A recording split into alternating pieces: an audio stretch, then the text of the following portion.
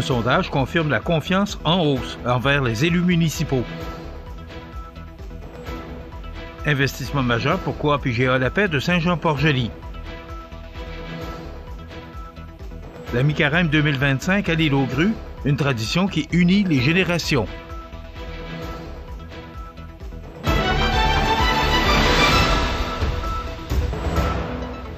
Jeudi 20 mars 2025. Bonjour mesdames et messieurs et bienvenue à votre bulletin d'information régionale sur le réseau de télévision CMA TV. La politique municipale inspire confiance, selon un sondage mené par la firme Léger pour la Fédération québécoise des municipalités. Cette enquête, réalisée auprès de citoyens vivant dans des municipalités de moins de 100 000 habitants, met en lumière la perception et les attentes de la population à l'approche des élections municipales du 2 novembre 2025. Les résultats du sondage sont encourageants pour les élus municipaux. Pas moins de 69% des citoyens interrogés se disent satisfaits du travail accompli par leur maire ou mairesse, plaçant ces derniers au sommet du palmarès des élus en termes de notoriété et de confiance, tous paliers gouvernementaux confondus. Cette confiance repose en grande partie sur la proximité entre les citoyens et leurs représentants municipaux. Ce sondage nous permet de prendre le pouls de la confiance qu'ont les citoyens envers leurs élus municipaux et d'identifier les défis à relever pour renforcer cette relation de proximité essentielle au dynamisme de nos communautés, affirme Jacques Demers, président de la Fédération québécoise des municipalités et maire de Sainte-Catherine de Hatley. Il ajoute que l'implication citoyenne est directement liée à la compréhension des enjeux municipaux. L'un des faits saillants de cette étude est la volonté exprimée par une majorité de citoyens d'avoir une représentation plus diversifiée au sein des conseils municipaux. En effet, 71% des répondants souhaitent voir davantage de jeunes, entre 18 et 35 ans, en politique municipale, tandis que 70% estiment qu'il faut une plus grande présence des femmes. De plus, 51% des sondés aimeraient une meilleure représentativité des minorités visibles. Pour Guillaume Gingras, directeur de recherche chez Léger, cette étude donne une voix à une majorité silencieuse et permet de mieux comprendre les attentes citoyennes. Ce sondage nous permet d'identifier les leviers qui encourageraient une participation plus représentative au sein des conseils municipaux en vue des élections de novembre prochain. Si la population régionale a une perception globalement positive de leurs élus municipaux, le sondage révèle néanmoins des enjeux persistants. Parmi ceux-ci, on remarque un manque d'informations sur le rôle des élus, leur rémunération et les mécanismes décisionnels municipaux. Des efforts doivent être faits pour sensibiliser davantage les citoyens à ces réalités afin d'encourager une implication accrue. Dans cette optique, la Fédération québécoise des municipalités lancera, sous peu, une campagne de sensibilisation intitulée « Passe à l'action pour ta région ». Cette initiative comprendra une série de capsules audiovisuelles intitulées « La politique municipale sans filtre », mettant en scène des élus municipaux ainsi qu'une trousse à outils destinée aux municipalités pour encourager les candidatures. Ces résultats confirment que la population, résidant en région, a une perception généralement positive de leurs élus municipaux et qu'il y a une volonté de diversité au sein des conseils.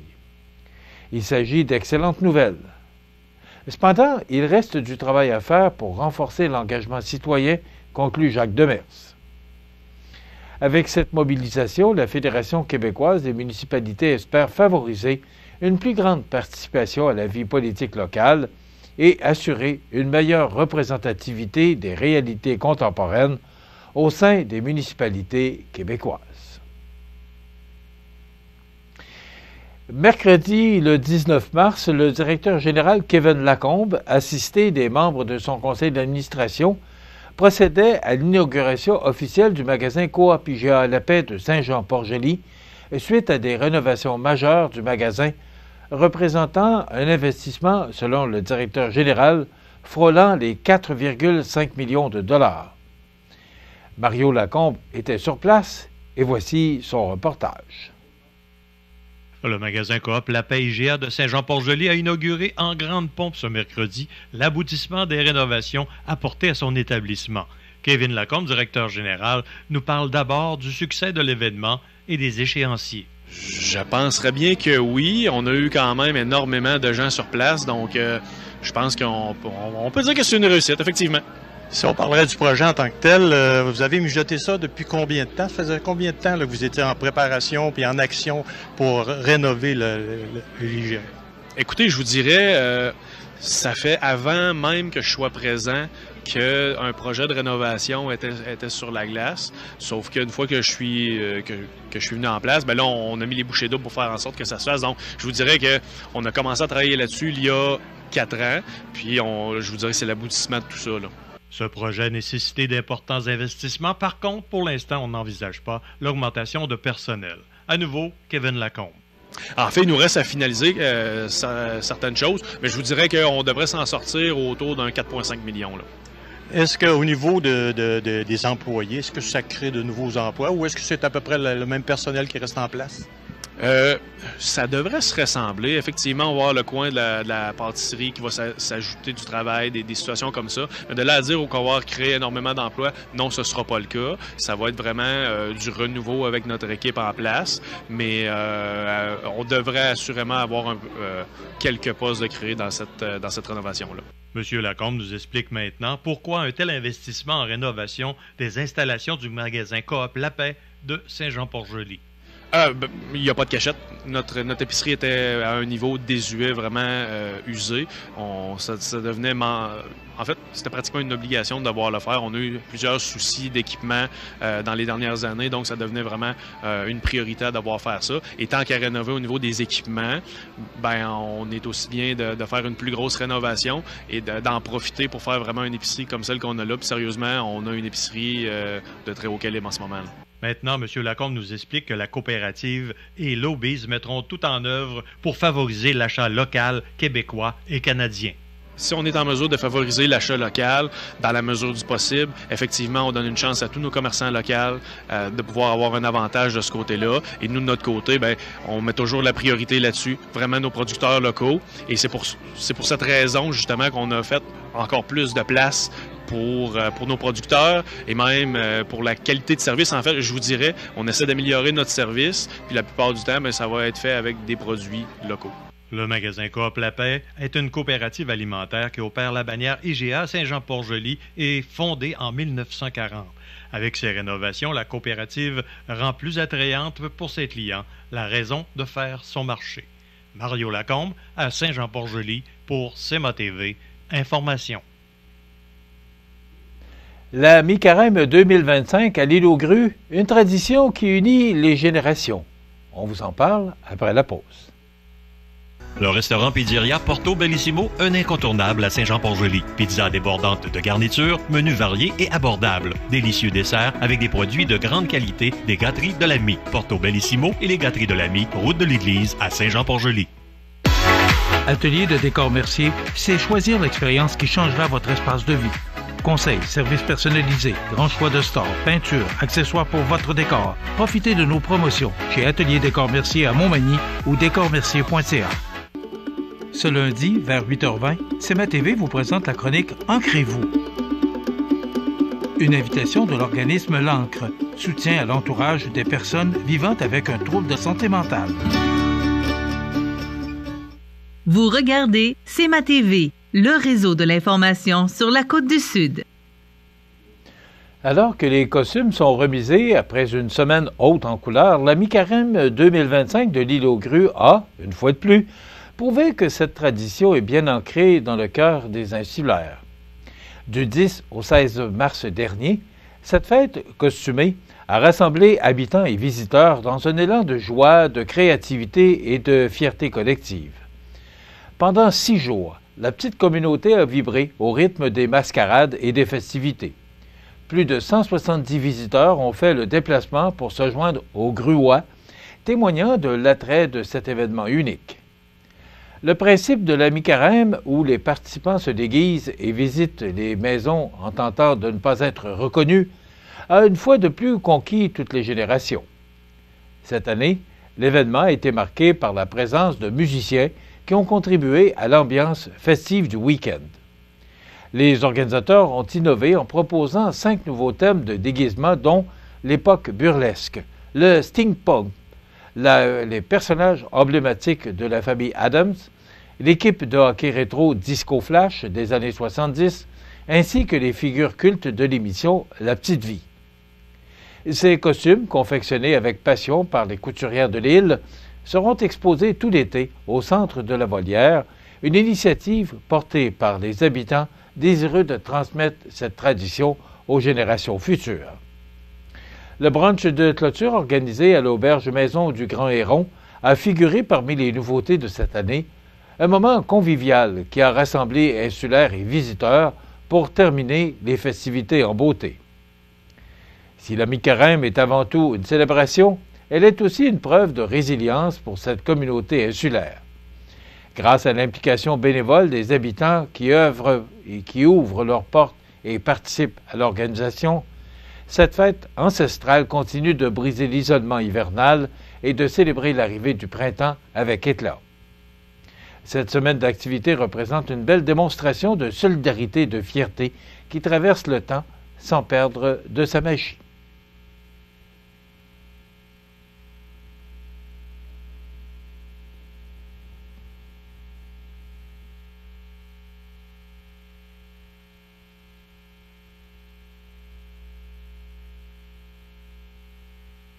Les sports, présentés par Groupe Corriveau, entrepreneur électricien et plomberie, un appel, 4 services. Groupe Corriveau à Montmagny, 418-248-8992, votre solution.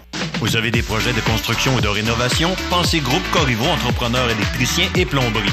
Un appel, 4 services, 418-248-8992, Groupe Corriveau à Montmagny ou groupecorriveau.com. La solution pour du travail bien fait.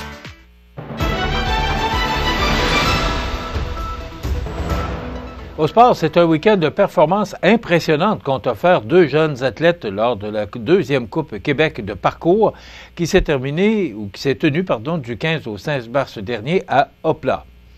Édouard Labrec et Gabriel Delille ont marqué les esprits en dominant leurs catégories respectives, confirmant ainsi leur talent exceptionnel dans cette discipline spectaculaire. À seulement 14 ans, Édouard Labrec s'est imposé comme le grand gagnant de la catégorie Freestyle, le niveau 1, 14-16 ans. Grâce à sa créativité et à sa maîtrise impeccable des mouvements, il a su captiver le jury et le public. En plus de cette première place éclatante, il a décroché une honorable 6e position au classement général, témoignant de son engagement et de son potentiel immense. De son côté, Gabriel Delille, âgé de 13 ans, a vécu une première compétition mémorable.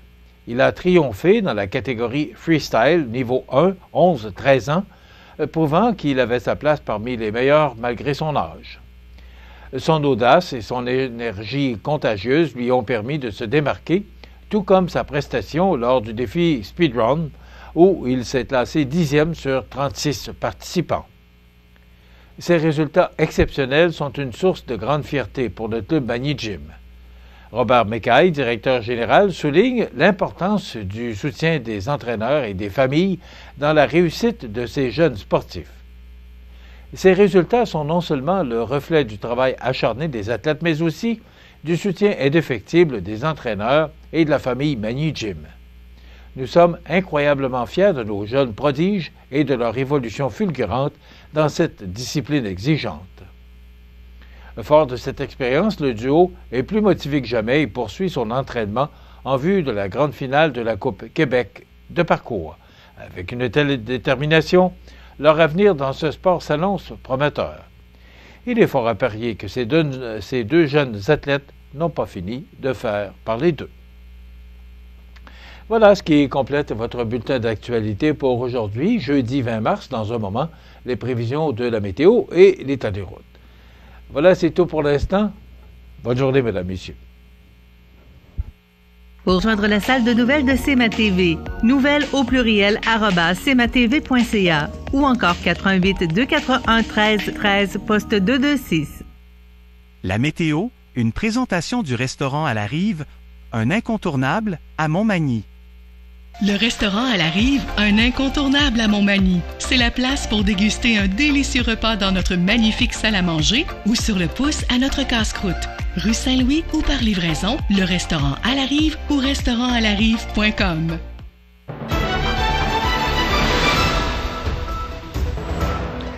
Alors hier, c'était vraiment froid. C'était froid. Je pense que c'est le bon terme. C'est une chance, le soleil était là, mais le vent, là, un petit vent du nord-est là, qui était vraiment pas chaud. Et là, je vous annonce que maintenant, l'hiver est derrière nous. Depuis 5h01 ce matin, le printemps est arrivé. Normalement, je chante la petite chanson là, de Michel Fugain et le Big Bazar. Le printemps est arrivé. Voilà le printemps, mais on fait signe d'éviter... C'est parce que vous ne voyez pas mon producteur là, au bord, derrière les caméras. Alors, pour la météo, si on regarde l'image satellite, là, ça va s'ennuager au cours des prochaines heures. Donc, c'est un système qui devrait nous quitter, et on le voit là, passer quand même assez rapidement, mais être là au moins jusqu'à samedi midi. Donc, ça nous donne en détail pour aujourd'hui, jeudi, du soleil, un ennuagement tard en après-midi, des vents devenant du sud à 20 km avec des rafales à 40. Hier, on parlait d'un maximum de 9 degrés. Bien, ce matin, selon Météo Canada, Environnement Canada, pardon, on parle d'un maximum de 12 degrés. Ce soir, la nuit prochaine, du temps nuageux, quelques averses qui débutent en fin de nuit, vent du sud de 20 km avec un minimum de plus 3. Demain, vendredi, quelques averses de pluie se changeant en quelques averses de neige qui cesseront en mi-journée. Nuageux par la suite, des vents du nord de 20 km avec des rafales à 40. Température à la baisse pour atteindre 0 le matin, puis à la hausse pour atteindre plus 3 en fin de journée. Pour la fin de semaine, ça s'annonce 50-50, ennuagement pour maximum de plus 3 pour samedi. Et c'est le retour du soleil, mais il y aura quand même de fréquents passages de nuageux pour dimanche, avec 40 de probabilité d'averse de neige. Ce sera froid, froid pour la période avec moins 1. Lundi, c'est le retour de la neige avec un maximum de 0. Les normales de saison à ce temps-ci de l'année sont de 2 le jour, moins 9 la nuit. Le soleil s'est levé à 6h46 ce matin et se couchera à 18h55, 7h-5 ce soir. Il fait actuellement 2 degrés à l'extérieur des studios de CMA-TV. Les vents soufflent de direction sud-est à 5 km/h. L'humidité est à 81% et la pression barométrique est à 100,7 kPa. Donc, une belle journée, 12 degrés comme maximum. Ça sent nuage. Demain, des précipitations également samedi et le retour du beau temps pour dimanche, mais ça va demeurer froid ou frais pour dimanche. Maintenant, le menu pour cette émission du jeudi 20 mars. Dans un moment, on vous présente une entrevue avec notre député fédéral. C'est la dernière entrevue, possiblement, avant la période des élections qui devrait être annoncée dimanche. On va en parler avec M. Généreux, qui sera avec nous, notre député fédéral de Montmagny, Lillec, Kamouraska, Rivière-du-Loup. Et bien sûr, on va jaser d'actualité en fin d'émission et il y aura les avis de décès. Donc, voilà le menu pour cette émission du premier jour du printemps 2025.